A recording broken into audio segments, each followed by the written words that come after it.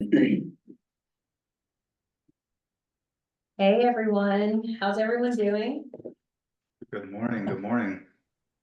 Good afternoon. Thank you for joining us. Today we are going to be talking about social enrichment. So, what I always like to do, start off these meetings, well, I guess first I should say I'm Brooke Dickhart. For those who I haven't met, I'm the executive director of the Joel Fund. And we are one of the groups that organizes these meetings and try to bring community partners together. Our mission of the Vmfa is to strengthen the local veteran and military community. And our objectives are to identify gaps, opportunities, and barriers in service to improve service for veterans and military families. We coordinate information on services for veterans and military families, excuse me, and we educate veterans, military families, and community advocates on community-based efforts and suicide prevention. So this topic today, like I said, is veteran social enrichment. And to start off, let's do introductions. We're gonna do, if you will, just briefly tell us your name and your military connection. And then if you'd like to also say what organization you're representing. And then we'll have our panelists give a little more in-depth introduction after that. So just a brief one. Okay, my name is Erin Rembert. I represent the North Carolina Arts Council, and I'm also a military spouse. Paul Berry, retired Marine, and I'm with Veterans Bridge Home. Antonio Burke, retired Marine, Veterans Bridge Home, More Community Coordinator. I'm Jackie Shapaker with Helping Horse Therapeutic Programs, and we run a first responders veterans program and active military, I should say. And I hate the term, but I was a military brat. My dad was a career Coast Guard officer, so I hear a lot. Jessica Strema with Back in the Saddle, Equine Services for Heroes, and I am a proud family member of many service members. So, Cindy? I'm Cindy Corey, retired Army. I'm with Team River Runner here in Fayetteville. Awesome. Allie? Molly Anderson. I'm the community care manager here at the Joel Fund. Proud daughter of 2 Air Force veterans, married to an active duty Army soldier, and my sister's active duty Air Force. Awesome. Landry? Hey everyone, my name is Landry Young. I'm the marketing and outreach manager here at the Joel Fund. I am also married to an active duty soldier at Fort Liberty. Thank you. Danny? Hello, everyone. My name is Danny. I'm a veteran, United States Army, and I'm an intern here at the Joel Fund on a social work program. So I'm super excited to be here and grateful for everyone to be here. And it's been a great learning opportunity, definitely getting integrated socially. And it's great to be around other veterans that, you know, it's showing a lot of strength in the community, and the social enrichment aspect that Brooke is talking about is so important, because sometimes we can isolate ourselves and we tend to forget that there's other people that we can relate with. So I'm just very thankful to be here, and I look forward to hearing from the speakers today. Thanks, Danny. Isabella? Thank you. Hey, I'm Isabella Brzezinski. I'm the Operation Art Program Manager for the Joel Fund, and I am the daughter of an Army veteran. Thank you. Carmisha? Hello, everybody. My name is Carmisha Hernandez. I'm from Veterans Sober Bound. I'm a daughter of a Vietnam veteran, spouse of a retired Army, and Army vet. Thank you.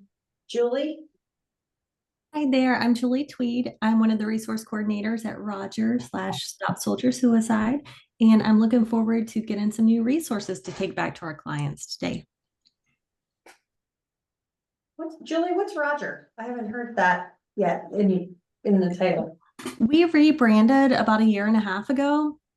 So we still go by Stop Soldier Suicide, but we're also marketed as Roger, so you might see either one. You're the first person I've seen use it. Really? Oh, wow. Yeah. Thank you. I'm glad you said something. I appreciate that. Oh, you're welcome. Okay, so we'll jump into our panel discussion. Thank you everyone for introducing yourselves. But what I like to have us do with our panelists is I'll just call on you individually and then just give a little more detail about what your role is with your organization. and how your organization works with the veteran community. So Jackie, why don't you lead us off? Okay, great. Well, first of all, thank you for having us. We're very excited to be here and talk about this program. We're very excited about it. Like I said, we launched it a year and a half ago, and it's been going extremely well. I've been with Helping Horse for about 5 years, and I've had a lot of hats, like many of us that work in nonprofit world. I'm an instructor. I was the program manager for the entire program for a year and a half. I am now just solely the program manager of this program. And actually it was through the gracious donation of a wonderful grant that helped us launch this, and I developed the grant using some best practices in the industry, supporting veterans and first responders. So just a little bit about the program. It's a wellness program, so we try to be very careful to say it's not therapy, but it does have very strong wellness benefits. So each veteran, first responder, or active military individual that comes out gets up to 8 hours of unmounted time with the horse. And the way the program is structured is when an individual comes out, the first session's 2 hours, and during those first 2 hours, you get a tour of the farm, get to know about us and our organization, and then really this is where the fun starts. They get to meet. We have 13 horses, and they get to go through and meet all 13 horses, and they select the horse they want to partner with. Because the idea behind the program is it's relationship based, and the healing and wellness that comes is through the relationship with the horse. And so by staying out of the way and allowing, I call it a love connection, just like a human love connection. If you allow a horse and human to connect authentically, it's going to be a really special relationship. And so that's a really wonderful time to see people meet all the horses. And sometimes people know right away. Sometimes after the first 2 hours, they want to go home and think about it. And then when they come back for the remaining 6 hours, they'll tell us, okay, I want to work with this horse. The remaining 6 hours can be broken into 1 or 2 hour blocks, whatever works for the schedule of that individual. It is designed to be flexible because we are serving first responders who have a very, very schedule. So during those remaining hours, the individual learns horsemanship skills, and then our instructors are also teaching mindfulness and grounding skills while working with the horses, because one of the key components of building a relationship and connecting with the horse authentically is to be present. The horse really wants us to be present and focused with them. So we're teaching mindfulness skills so they can have a better relationship with their horse, but it's also skills they can take back with them into their day-to-day life. So we give resource cards and things. So everything we teach that they're doing with the horses can be repeated at home. And that's one of the big takeaways that in our post-program survey, one of the things we have been hearing from participants is obviously the experience with the horse is incredibly special, but things like, I now understand what it means to be fully present. That's a common statement we hear coming out of participants as feedback from participants. I've learned skills that I'm already incorporating into my day-to-day life. So, the goal of any good learning program is, they can't take the horse with them, but the experiences they had, can they take them into their life at home and repeat those? So it's a wonderful program. We're very proud of it. It's hit exactly where we wanted it to hit, as far as meeting the needs that we were hoping it would meet. Couple of kind of program, I guess, principles. It's free of charge. So the program is solely funded by grants and donations, and we've been very fortunate. We went through our first grant, and we've kind of doubled the donations, so we've got like another 2 years ahead of us, which is great. I'm trying not to, when I hit that year-end mark of funding, I'm like, we need more funding, because I don't want it to run out. Yes. It is based on flexible scheduling, just knowing the population we're working with. You do not need horse experience. No horse experience is necessary. Just an open, curious mind is what we ask. This is a question we get asked a lot. No riding. Our program is a therapeutic or adaptive riding program. But our herd, we only have a couple horses that can do upwards of 200 pounds. And the problem with this program with dealing with adults is the weight ranges would be too great to be able to accommodate riding. So it's an unmounted program, but I promise you that unmounted stuff is so special. It's so special. And then as far as how do we connect into the program, we are trying to be a referral-based program. And that really comes from past experience of bumping up against, people that have had extreme post-traumatic stress. We aren't mental health providers. We are horse instructors.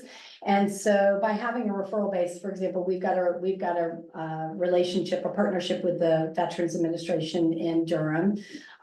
We have a relationship with the Wendell Fire Department, a peer support group in Franklin County, and then now we're a new relationship with the Joel Fund. The idea is that the people coming into our community, there's a reference point that this is a good fit for them, that a wellness program is a good fit. So that's a little bit, and we are looking to grow our partnerships with other organizations that serve vets and be a partnering organization to work with. I think there was a question about families and children. Do you want me to address that now? No, we'll get there. You're good. Thank you so Okay, much. sorry, I can keep No, going you're on and on. I'm a little passionate about it. No, I totally understand that. Cindy, we'll jump over to you. If you could tell us a little bit about Team River Runner and your role within the organization, that would be great. Sure. I'm new to the organization. I just found out about Team River Runner this past summer. And that was back at the beginning of June. And once I got in it, I was like, I found something where I fit. But Team River Runner started out as a small group of kayakers in 2004 with the goal of helping veterans at Walter Reed. And we now offer paddling opportunities to veterans and their family members in more than 60 locations across the nation. It's more than adaptive sports. It's a community that offers friendship, newfound purpose, and community service. We use the rivers as a place for recovery, enjoy physical emotional benefits of nature, whether it's on rapids, in a lake, or on a peaceful river. And since June, I've done a little bit everything. I went from Cape Fear River when it was down low to Haw River after to go working on the lakes and working on my skills, and then Haw River after Debbie in Rapids, and Cape Fear after that in Rapids. And we just the Southeast regional chapter, Southeast regional group of the Team River Runner, we just had our a regional rally in Bryson City, North Carolina this past weekend. And there was over 100 kayakers there from around the region and from other places in the country, all together, and all vets, family members, you name it, it's all there. But it's really nice. Do you provide equipment, or do people have to have their own kayak? Everything is provided. We provide the Team River Runner provides we provide kayaks, the PFDs, paddles, everything. And all they have to do is sign the waiver and show up. It's for active duty, veterans, retirees, all their family members, all services, and including Coast Guard. Love it. And way people can access us is through teamriverrunner.org. All the different chapters hold events, and that's determined by the individual chapters. Do some people go out one-on-one, or is it usually in a group? We usually don't go out alone. And until you're skilled better, but even the skilled kayakers try to at least go in pairs. Good. We've done some of the one-on-one that Cheryl has done with me to prepare me to do the Tuckasegee River this past weekend. Was one-on-one, but there was always other paddlers there as well. Awesome. Experienced and non-experienced. My wife is a veteran as well, and she's got a whole lot of physical issues, and I can't hardly ever get her out of the house. And she's had her butts in the boat. I love it. So that's a good thing. We do a lot of if there's an event here in Fayetteville, at the VA or at downtown Fayetteville, the woodpecker games, the hockey games, stuff like that. We usually set up a tent and or one of those canopies and a table and provide information to people as they can that are there. We've also got a Facebook page, and we're on an app called Team Reach for our local group. Thank you. Erin. Again, my name is Erin Rembert. I'm with the North Carolina Arts Council. I am the Military and Veteran Healing Arts Program Director. It's like takes up 2 lines on the business card, right?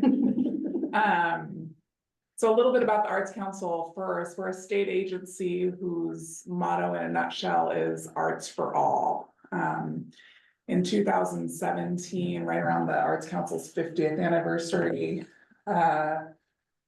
Creative Forces program came out nationally with the National Endowment for the Arts. And at that time, our state legislature decided that with our military and veteran population here in North Carolina, that they kind of wanted to take a lead on providing arts for all and expanding that into really making sure that our community building was focused on service members, their families, active duty veterans, because we have not only a robust arts network in North Carolina, we reach all 100 counties, but we have such a robust military community here.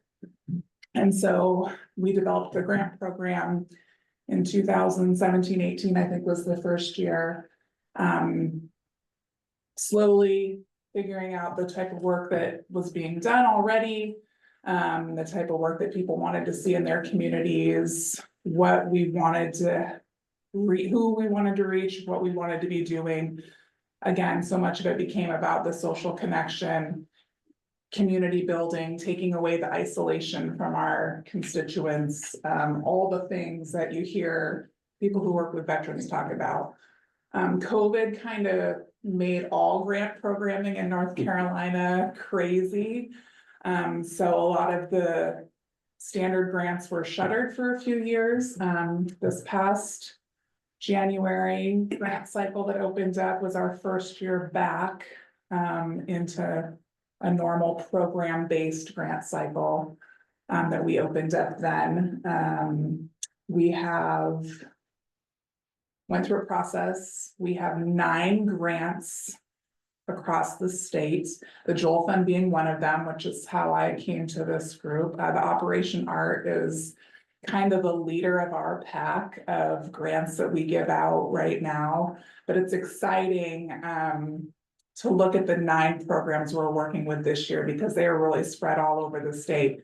Buncombe County, McDowell County, Cumberland County, Moore County, places where our largest bases are, but then places where our veterans, our older veteran population, our Vietnam era veterans populations live, work, play. So it's been really exciting for me to come back on board on a personal level. I said I'm a retired spouse. My husband is a combat disabled veteran. I got into this work because I saw it work for him. I saw it work for a lot of other folks, and the connections that we have made along this path and this journey, have made an incredible difference in the quality of our life and, the quality of his life and the way we can connect in our community. And so that's, where I aim to take our program now, using our connections like the Joel Fund, our other programs, to not only work in their community, but to work with each other to spread this work kind of throughout the state. Thank you. We'll go more into some of the Yes. program specific, but, so for Jackie and for Cindy, I did hear Cindy say that they serve everyone, military kind of connected, but Jackie, you also serve, you said the first responders. How about like the Guard? We do a lot of work with the Guard, so I always like to make sure that we ask that question. Do you all allow the National Guard and reserves Yes, to? when you were coming up with a name for this and you include first responders, we said veterans, but in our documentation, and we're doing our updating our website, and I thought, preparing for this meeting, I need to put who on our website. We're just designing the page for this program. And you brought up some good, populations that there's no reason we can't serve them, not at all. I think anybody that is doing public service, protecting our borders and taking care of our nation, and that falls into that category. And I felt very strongly that if we're serving veterans, we also serve active duty as well. So, yeah. Cindy, how about you? Do you have people from like the Guard or anything, just beyond just retired and active duty? No, it's open to the Guard as as well. And their family members. Awesome. I love that. I think that's just important. Like that's, even though like our tagline is reconnecting veterans to life at home. We really need to expand on that. So It's hard with the language because you can get Mhm. really wordy very quickly. Yes. That's what I had trouble with in our program, was I had to just kind of quickly put 2 words and get it out there. But the intention was always to expand into the larger communities. when we were meeting to come up with the VMFA, that's why so what we do a lot of is say veteran and military communities, because I think that's kind of encompasses everyone. Yeah. That's what we try at least. Absolutely. And so what is the best way for someone to access your services? So Cindy, I know you mentioned they can go to the website, is that correct? And then you have an app for your Team Reach that you use? Yes, Is there anything else that we should know about that, like how they can sign up or? Oh, we have when we set up the tables at all the different events, they can sign up they get all the information they need for signing up there. There's a lot of word of mouth there. Because this is all nonprofit. We do a lot of when we set up our tables, we also try to do fundraising as well. Yeah, okay. And Jackie, you said you work with the VA and. Yeah, so we're looking to expand our community partnerships. Right now, we would like to continue with community partnerships and referrals through that. I hope one day we'll be in a position where we can open the doors completely, but right now, just community partnerships. So through the Joel Fund, I'd love to talk to you all about NC Serves, where we could be a resource within organizations. Perfect. Yeah.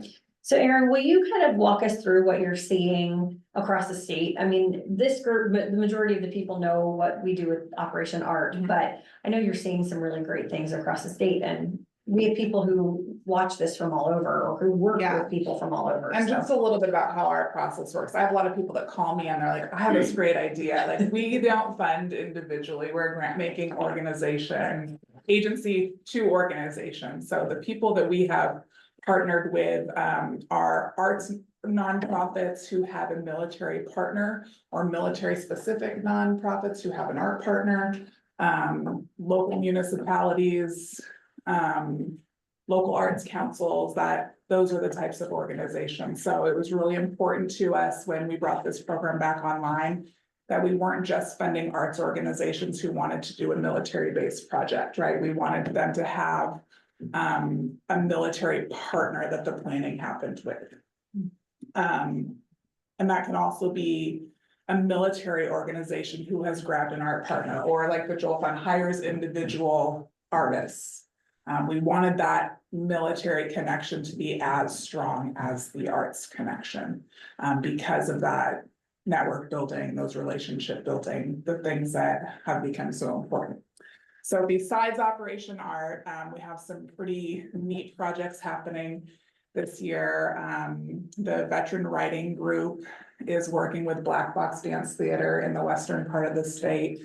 They've been doing work with the Veteran Treatment Court, which they're taking some of those people who have sentences and putting them through the Black Box Dance program, and working in that type of creative outlet. And they're seeing really kind of incredible, That's amazing. life-changing experiences there. The Veteran Writers Group is, if you're not familiar, is a group of, started with a group of Vietnam era veterans, and former poet laureate Joseph Bethanti had a group that he got together to talk about their experiences, to start writing about their experiences. They now travel and read their stories. They've been published, but that group has joined in with the dance group as well, and they've been putting them on stage. So while this dance is happening, they're standing there dead center of the stage, reading this, telling their story.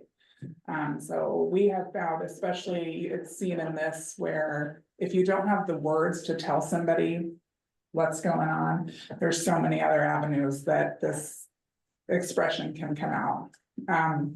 There's going to be a mural project happening in the city of Oxford. Unique to this is I had a lady who called me on the phone and said, I'm a veteran. I want to do something in my town. And, you know, I kind of said, well, I was referred to you by the Joel Fund. Thanks, Brooke. I said, well, you know, these are kind of the guidelines. I sent them all to her. I said that I would recommend, you know, trying to find an art partner, trying to find, okay. So she calls me back and she says, I have gotten our city on board. I've gotten our county on board. I've gotten our tourism authority on board. I found a veteran business owner who will let us, give us an easement to the side of her building to paint the mural. I've got the artist. can we apply? I said, yeah, you know, but so we have a municipal partner for the first time ever in the history of the program. Down closer to Fort Liberty, we have a couple of military organizations who work specifically with the military special operations communities, and they are reaching out with the help of the local arts councils, hiring teaching artists to come in and do some wellness, mindfulness, art-based practices with those populations. We have community dance groups going around. So we have people all over the place that have found what works in their community, which is vastly different than what anyone else is doing. So we're hopeful. This next year, we started out with 29 potential applicants after being gone for almost 4 years.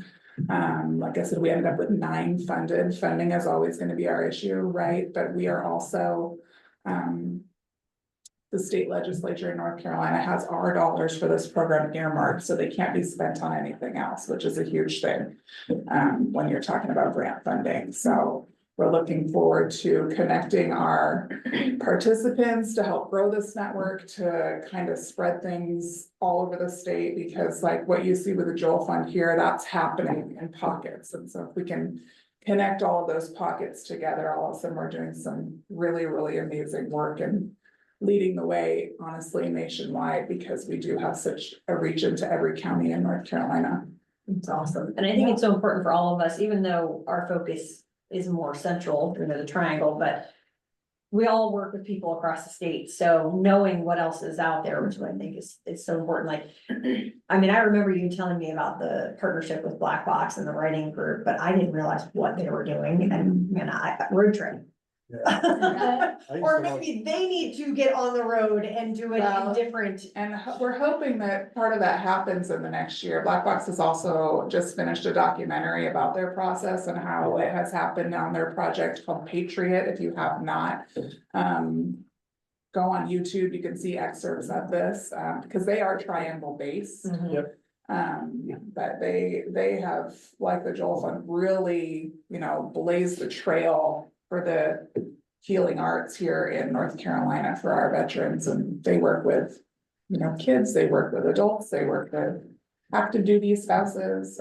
They say sometimes some of the most powerful programs that they put on are the ones that, they walk into a USO on a Tuesday night and they're expecting 10 people and everybody's just staring at each other. And by the end, they've created this beautiful piece of art that becomes a part of the bigger project. So, I used to do that. yeah. So You used to dance? I have. Yeah. I've participated probably a dozen times. Yeah. They used to do the resets. Resets. The best ones were the young service members who wouldn't do anything. Yeah. And then 2 hours later, Yep. Yeah. it was a transformation. So I'm really excited to see it's back. And then the Yeah. partnerships Yeah. I think everybody was just waiting. Yes. So Well, excited. I mean, during COVID, there was that Oh, tenuous, like, where do our dollars need to Yeah. be spent? Yeah. And Black Box, the Joel Fund are ones that were able to keep the ship steering forward. And so it's exciting for me to be able to come back on board and have those leaders that we can point to. Awesome, well, we're excited. It's very exciting. My last question that I always like to end with is, what gaps or struggles can you identify that we can work together to minimize? So I put this out there to our panelists, to anyone in the meeting. I know, like, talking about communication between the arts organizations, I know you're trying to get together, you're putting together a way for those grantees to communicate and meet and share. Are there other gaps? And Cindy, jump in, please. Jackie, what are you seeing with your programming? Well, for us, it's just growing our community partnerships. We're still, still a fairly young program, only a year and a half. So our first year, we had 3 relationships. We're now up to 4. We want to grow those as the program has proven to be successful and helpful and hitting the mark. We are just looking, and this is closing that gap right here. So yeah, thank you for including us. Well, I think funding, that's always a That's gap, right? There's always more people to serve, there's always more needs to be met, and so it's always, which is why building those relationships and those networks is so important, because we can often share resources, and bring people together with, those dollars that we have to use, for sure. yeah, I think partnering, but like the Arts Council is just, you don't know unless you ask. Right. What I found out is, hey, could we possibly partner? Yeah. Well, I Sure think a enough. lot of our community organizations too think like, oh, a military partner means I have to get on base. And I think it's so important to let, them know, like, there's tons of organizations that are not on the base. Yeah, on the base is a hard thing to do, but there's a lot of work that can be done with these organizations that, aren't on base. Well, and I'll just, the one thing that, you had asked in the questions was, our program started as an individual working with an instructor and a horse, and it's a one-on-one programming thing. We do want to expand to families. However, I kind of want to meet with other community partners and say, well, what would a family, I kind of knew what I was looking for the individuals, but what would be helpful for families? Instead of me on my own, just alone in my silo, making something up, what are the needs that are meeting the military family? I mean, I can speak from my own experiences, but what we're seeing programmatically in the community, they're serving the veteran and the children or spouse, what kinds of, because we can build, the great thing about this program is it's highly flexible. We can, it doesn't have to be an 8-hour program. It could be maybe a 2-hour workshop or we can create different types of programming models utilizing the horses. Awesome. But it'd be great to talk to other organizations to say, what are you seeing as, what kinds of takeaways are you hoping for these families when they come in and have these experiences together? And it could just be having fun, and that's wonderful. And that's easy, certainly it's always fun with horses, so. Sure. Cindy, anything you want to add to this? Sir? We kind of much the same things that they were saying. Funding's always a big issue. Equipment gets broken and has to get replaced. We've got our team leader and coordinator, Cheryl, who isn't able to be here today because she's working. She's trained in the out of sight program. That she's trained to lead out of sight kayakers. That they have limited to zero vision, including family members. We've got kayaks for disabled people, and we've had a person in our group that was in a wheelchair. We've got a kayak for that has outriggers so that there's no way they're going to tip and fall. But all that stuff costs a lot of money. VA cut TR's funding with by, I think Melissa at the rally said over 30% this year, 30 or 40%. So we're gonna do that's how I ended up getting voted as a leader. Since I'm retired and at home, I'm going to start going around town to businesses and try to sell a yearly sponsorships so they can get their name on our banner that we take that we set up everywhere, and see what we can work out. Nice. But If anyone has ideas, we'll make sure they share it with you. yeah, and the more people see that we've got the stuff for their family. We've had families come out with kids and dogs, even babies. And Cheryl went out and bought an infant life preserver with their own money to have on hand for when they come. But Bring the little monster with me. oh yeah, heck yeah. You might love it. Yeah. I He love it. probably would. They Yeah. love it. It's so peaceful on the water. I mean, I have PTSD real bad, and being with groups of people was always hard for me. And being out on the water like that, oh my goodness. It's just, it changes your life, I think. And that from what I saw at the rally in Bryson City this past weekend, I mean, we have people from all over the Southeast, and everybody puts everything aside. We're there to paddle. And the team building and the camaraderie, looking out for each other, brings a lot of good memories back for all of us from our time in the military. I love it. That's fantastic. Best way to say it. Anything else that our panelists would like to add? Before we jump to announcements. Any questions from the group? Yes, Isabella. I had a question. Cindy, I was really happy to hear that you all have equipment and or the ability to support low vision folks.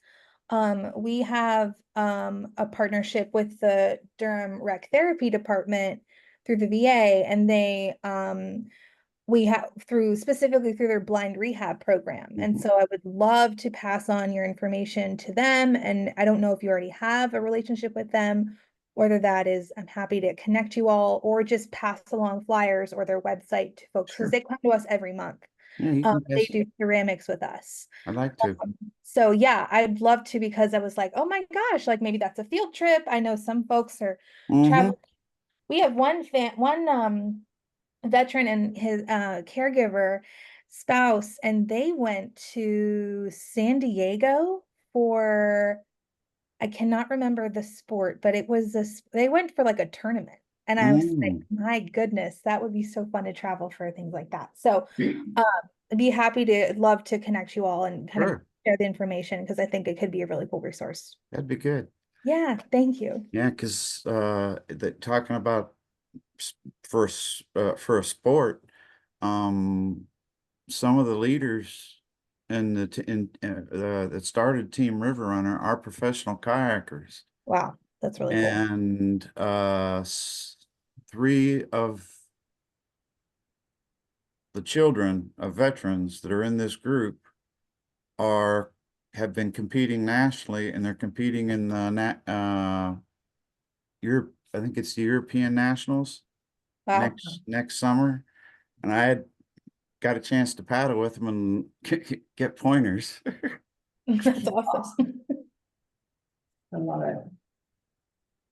Very cool. Any other questions? I would just like to put out an invitation to the community partners on this call, because many of you are veterans or active duty.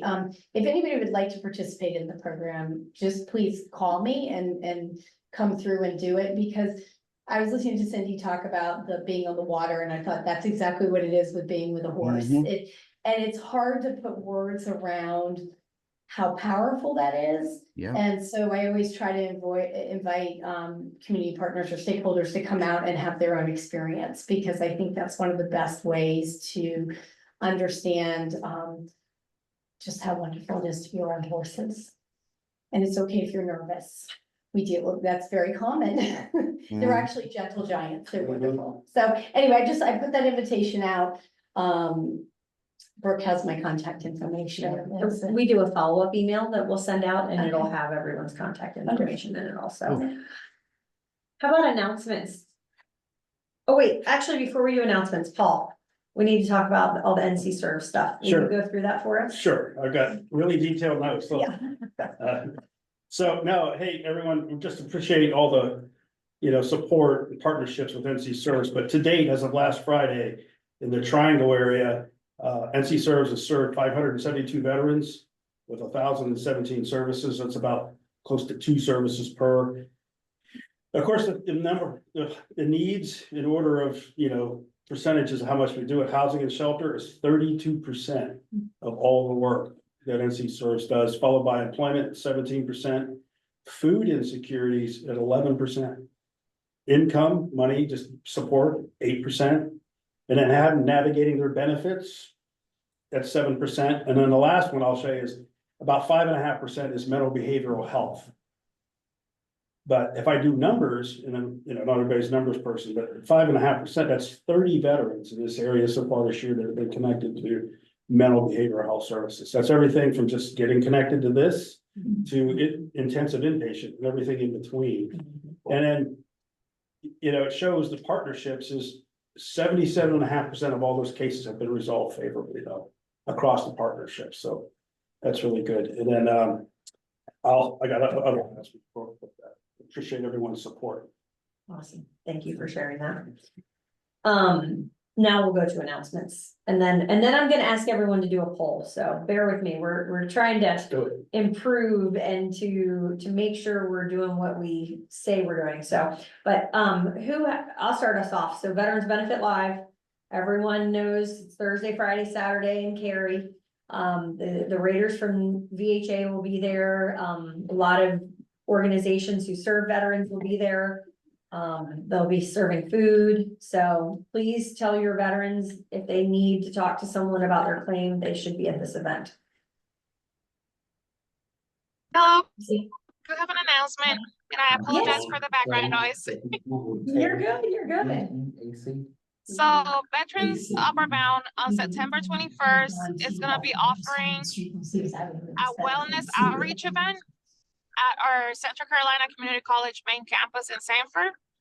We're doing an outreach wellness event because we want to know people that are interested in our program to come, but we're also going to be offering free yoga for those that want to attend and lunch. So September 21st at 9 o'clock at Central Carolina Community College main campus, we're going to do an outreach wellness event.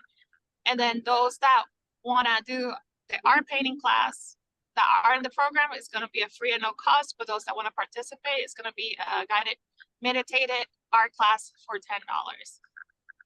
So Awesome. September 21st. Do you have a flyer that you could share? Yes, with I'm us? going to be sending a flyer to Allison and me Paul, or and then Andrew. you guys can disseminate it. Yeah, Yes. I might have it. I don't know, or send it. Yeah, thank you. Anyone else? And have we an also announcement? have Go one ahead. more. Save the date, April 17th. of 2025, we're gonna have a massive event with Veteran Bridge Home, or Sandy Hills Division, and Pole 2, Veterans Administration, Veteran Health, and now we're partnering with the Department of Military and Veterans Affairs. We're gonna be having a military community event. We're gonna be offering employment, education, resources. We're gonna have a Q&A session in the auditorium for all the veterans. They're gonna be hearing from the Department of Veterans Affairs about any changes, updates. They're gonna be also taking claims for those that have started or might need to start. And it's gonna be a free event. We'll have things for service, guard, spouses, dependents, and military community. Awesome. So it's gonna be April 17 next year. Thank you. Yeah, as the planning comes together, please keep us posted. If you have flyers and stuff, definitely send them our way. Yeah, we'll work with, that's like a Sanford Lee County, it's like Yeah. a historically underserved area, it's between like Raleigh, the Triad, and Fayetteville, so I think. It's a smaller version, I think, of kind of what you do in Durham, Okay. not just more, but kind of a town hallish feel too. Yeah, Because there's so many veterans, just, they have questions, that's awesome. so Love it. it's gonna be good. Anyone else? Yes, Isabella? We have the Operation Art Fall Session 2 registration is open. We have a couple classes that are already full, but we have plenty of spaces in others.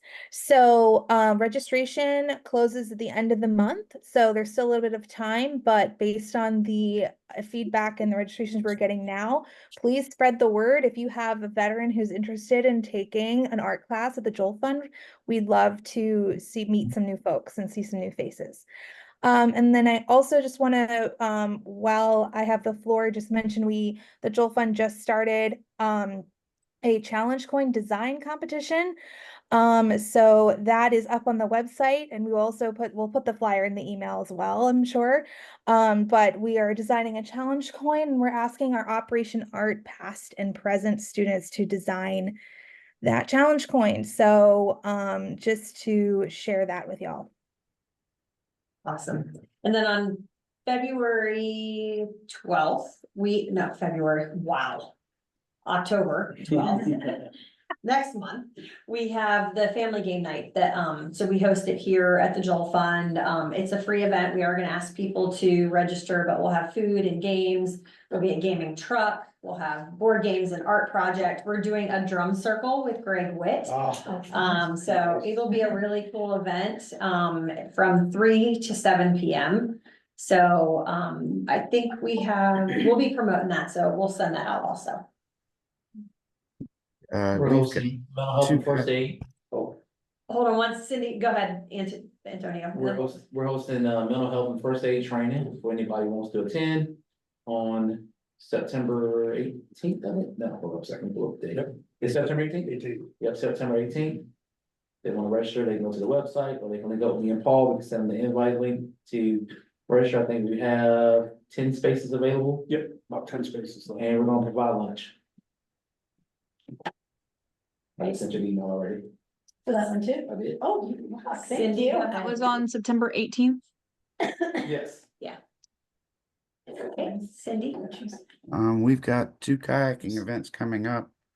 One on the 14th, we'll be paddling on the Lumber River.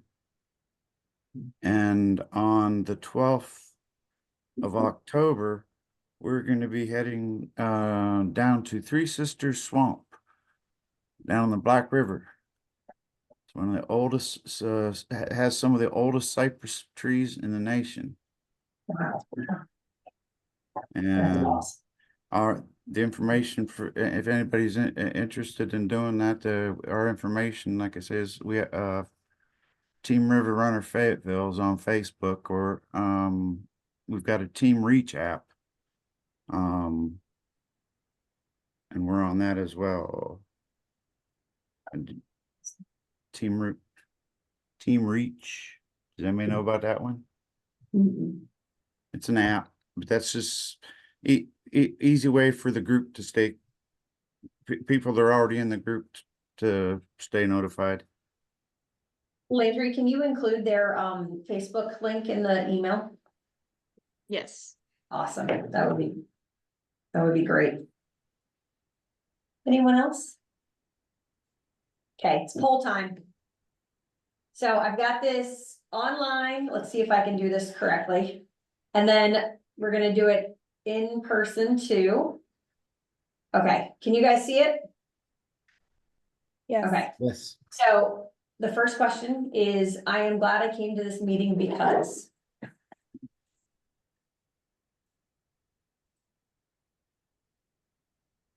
They had moves. So we're gonna play. And then the second question, well, let me know when y'all are ready.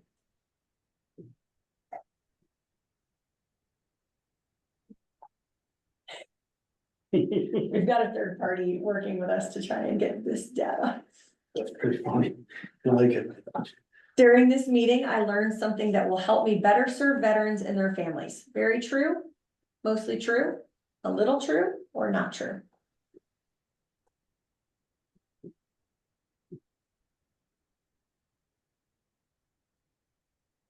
Is everyone done online? Thumbs up. Awesome. Okay.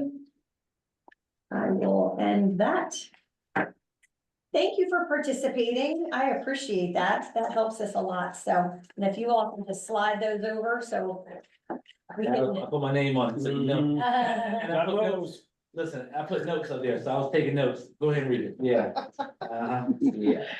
You did not have to put your name on it. But I put notes in it, so you can see I was paying attention. I love it. Well, I appreciate everyone doing that for us, and thank you for your input and for your involvement and for being here.